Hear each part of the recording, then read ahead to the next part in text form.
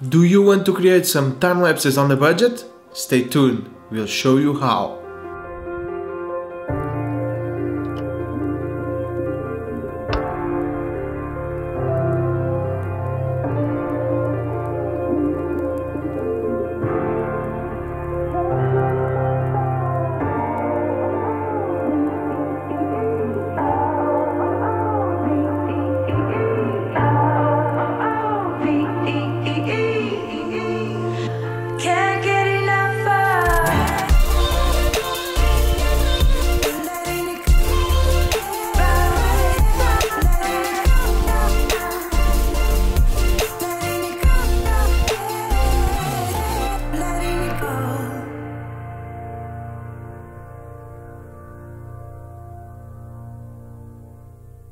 Hi guys, all good?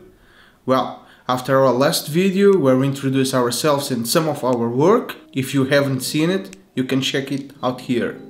We come here to show you one of our cameras that we use to shoot some time lapses. It's one of our go-to cameras since it's small, lightweight and compact. And in some scenarios where shooting with a big DSLR could be an issue, this one leaves a small footprint. And eventually you can get out with it without being noticed. The camera is the Xiaomi Yi 4K.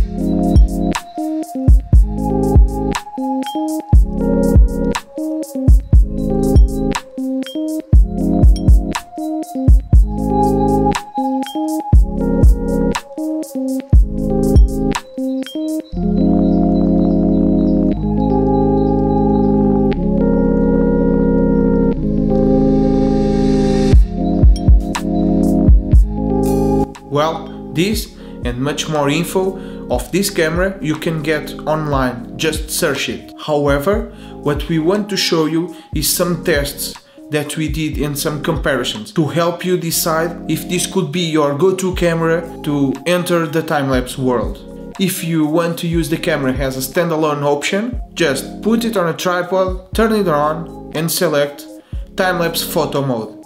Forget about the time-lapse video mode. Check your settings and you are good to go. This camera has a fixed adapter, as I show you later on the video, so you can't mess with it.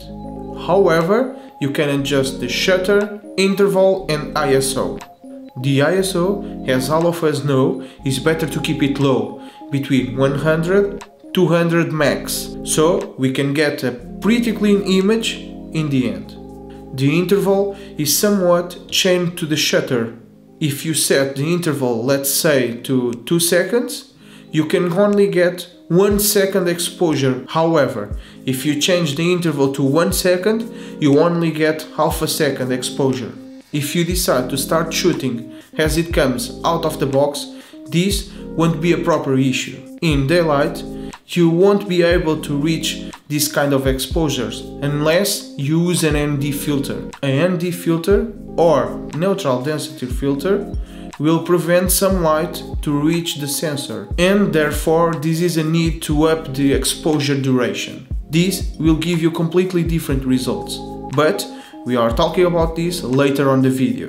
For now, let me show you some tests we made with this camera out of the box in time-lapse photo mode. I was pretty happy with the result as it is, but there's something that annoys me: the JPEG format. Using time-lapse mode, you can't use RAW. You can't use it on stills, but not in time-lapse photo mode. Well, it's understandable, it's a budget camera, but if we can get a little bit more dynamic range to play with, it would be heaven. One good option to use the camera is to mount it inside the car on the front window, so you can record the time-lapse of your route, even if it takes half an hour to get to your destination. Since we are manipulating time, it comes to a few seconds or minutes and turns something really boring in something way more interesting. Get a suction cup with a 1/4-inch screw and you are done with it. There's a lot of options for it, from your local auto store to, for example, Amazon.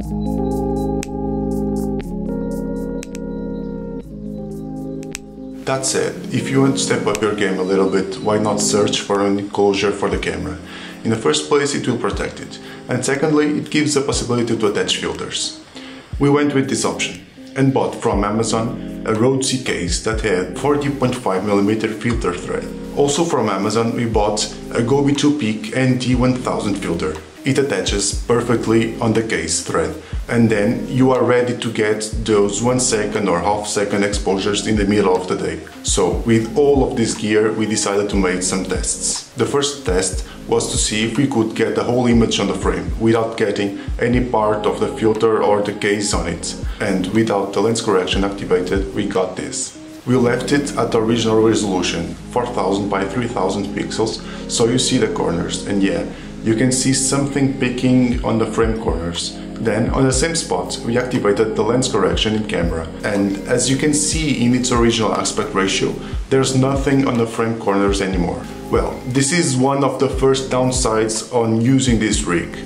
You have to remember that we are dealing with a wide-angle lens, and as soon as you put something in front of it, even if it is wider than the lens, and eventually it goes too far away, and here, too far away could only be 5mm, for example, it will probably appear on frame. However, the lens correction gave us a clean image, so let it be there, always activated if you don't want to mess around it later on post.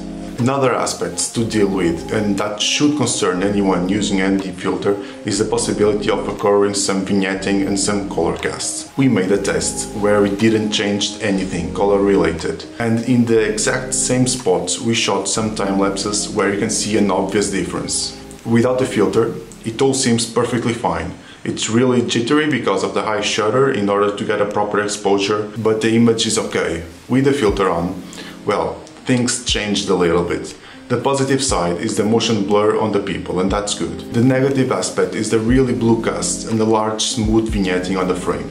About the cast, well, you can try to calibrate it using a white paper, for example, and create a preset on Lightroom or any other editing software of your choice. About the vignetting, that's more tricky to deal with.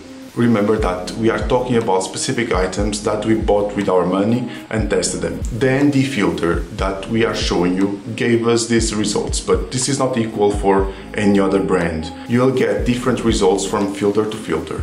And don't fool yourself on thinking that buying a much more expensive one will eliminate these negative aspects. Even €100 filters will give you color casts or vignetting. In any case, if you are a professional, I guess you won't be doing paid work with this camera. But for the casual shooter, for the enthusiasts, for us, the noobs, why not?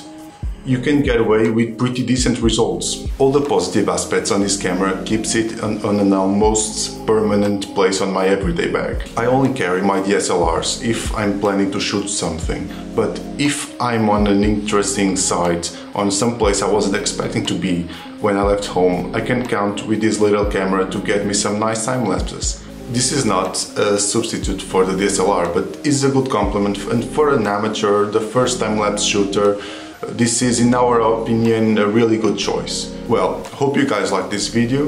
We'll be showing you some reviews on gear we use and some more elaborate time-lapse and hyperlapse projects. Tell us what you guys liked and what you didn't like and what you think you can improve, so we continue giving you some interesting and nice content. See you guys on the next video, and of course don't forget to like and subscribe. Bye.